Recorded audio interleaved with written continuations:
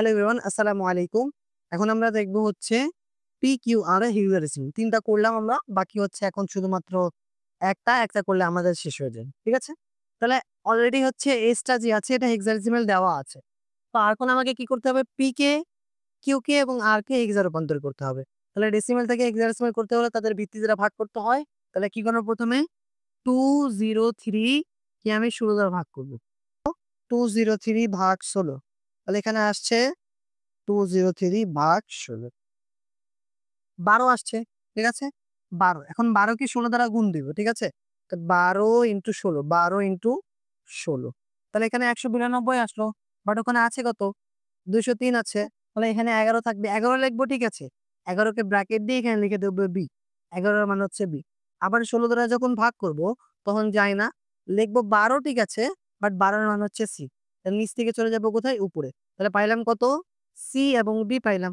ওকে? এটা হয়ে গেল প্রথমটা হেক্সা। তারপরে যে মান আছে ওটাকে আমি হচ্ছে ২ বার গুণ করে ছাড় দেব। যেহেতু ২ টা আসছে বা ৪ বার গুণ করতে পারো কোনো সমস্যা না। 0.65 একে গুণ করব 16 দ্বারা। ঠিক আছে? তাহলে 0.65 ইনটু 16 তাহলে এটা আসছে 10 10 মানে হচ্ছে A ব্র্যাকেট দিয়ে লিখলাম 10 10.4 একে আবার গুণ দিব 16 দ্বারা তাহলে হচ্ছে 0.4 কে যদি 16 দ্বারা গুণ দেই তাহলে হচ্ছে 6.4 হবে।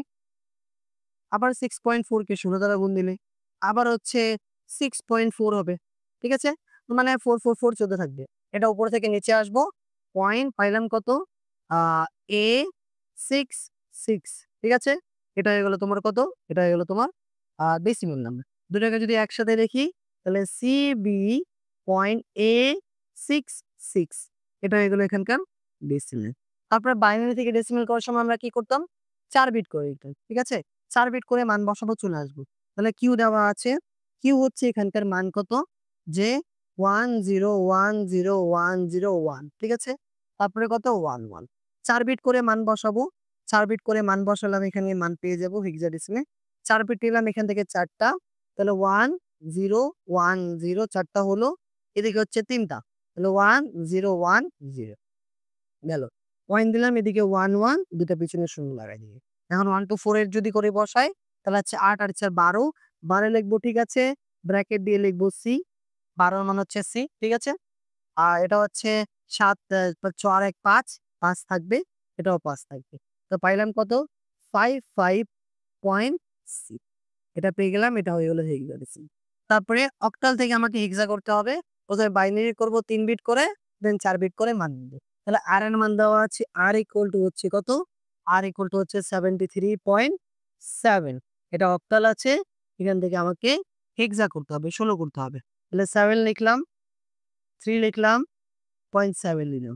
7 এর জন্য 111 হবে, 3 এর জন্য 011 হবে, 7 এর জন্য 111 তাহলে ৪ টা 1101 তাহলে 1100 মান পাইলাম পয়েন্ট দিলাম 1110 তাহলে ৮ ৪ 12 12 ২ 14 14 লিখবো ঠিক আছে। 14 মানে হচ্ছে E বসাই দিলাম ৮ ৮ ২ 10 আর ১ 11 11 লিখবো ঠিক আছে। 11 মানে কত? B বসাই দিব।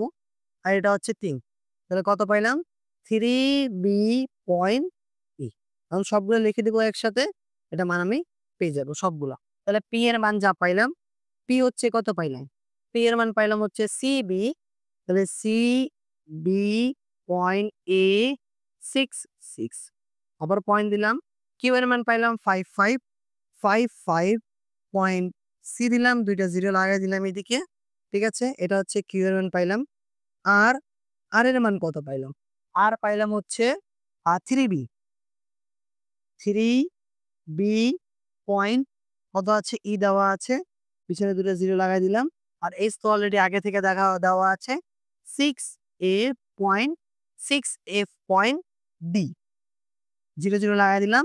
এটা হচ্ছে 7 সবগুলাকে যোগ করি। তাহলে ৬ তারপরেও ৬ এখন আমাকে যোগ করতে হবে। যোগ করলাম ঠিক আছে? ৬ বসানোর পর A এর মান হচ্ছে ১০ হাতে নাই কিছু। ১০ C এর মান হচ্ছে কত?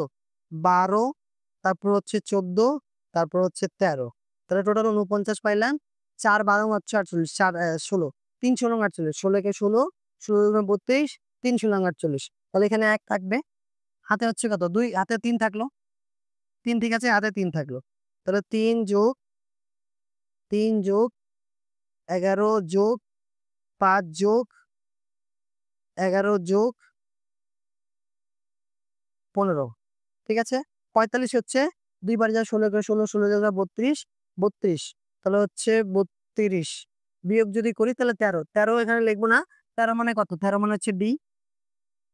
হাতে হচ্ছে কত? 2 বার যেহেতু বিয়োগ করলাম হাতে হচ্ছে 2, 2 থাকলো 2, 2 আর হচ্ছে এটা কত? 12 প্লাস 5 প্লাস 3 প্লাস 6 তাহলে 28 হাতে হচ্ছে 2 নিয়ে 28, 28 থেকে একবার 16 বিয়োগ যায় তাহলে হচ্ছে 16 যদি একবার বিয়োগ করি তাহলে 12, 12 মানে হচ্ছে সি, হাতে হচ্ছে 1 আছে, 12 মানে সি, হাতে হচ্ছে 1 বসে দিন। ঠিক আছে, এ হচ্ছে এখানকার মান। যে এ হচ্ছে এখানকার মান। ঠিক আছে, সবগুলো মান পেয়ে গেলাম। এটা পি প্লাস কিউ প্লাস আর প্লাস এস। তোমরা আরেকবার ক্যালকুলেট করে মান দেখে নিবা আমার যোগ বিয়োগের মধ্যে কিছু একটা ভুল হতে পারে। ঠিক আছে, তোমরা হচ্ছে বাকি যোগ বিয়োগগুলো দেখবা, দেখে দেখবা যে ঠিক আছে কিনা। আমরা ক্যালকুলেটর হেক্স পরে হেক্সটা পরে দেখবো। আমরা হচ্ছে PQRS আমরা বাইনারি, অক্টাল, হেক্সাডেসিমেল এবং ডেসিমেল যোগ করে দেখলাম যে সবগুলো আমরা রূপান্তরও করলাম এবং যোগ করে দেখলাম। এখন রূপান্তরে তোমাদের কোনো সমস্যা থাকতে পারে না। ঠিক আছে, যদি সমস্যা থাকে তাহলে শুরু থেকে আরেকবার লেকচার গুলো দেখবা, তাহলে তোমাদের সমস্যাগুলো শেষ হবে এবং নোট করবা। শুধু খাতা কলম নিয়ে বসলে আর এটা খাতা কলমে শুধু মানে ভিডিও শুধু দেখে গেলাম এটা হবে না। খাতা কলমে নোট বানাও, যেগুলো আমরা কথা বলছি, যেগুলো শুনতেছো তুমি, প্রত্যেকটা কথাগুলো লিখবা এবং মনে রাখার চেষ্টা করবা। ঠিক আছে, এই ছিল আমাদের এখানকার নাম্বার ট্রান্সফরমেশন প্লাস যোগ ছিল। ধন্যবাদ এতক্ষণ ধরে লেকচার দেখার জন্য। And as always thanks for watching. আসসালামু আলাইকুম।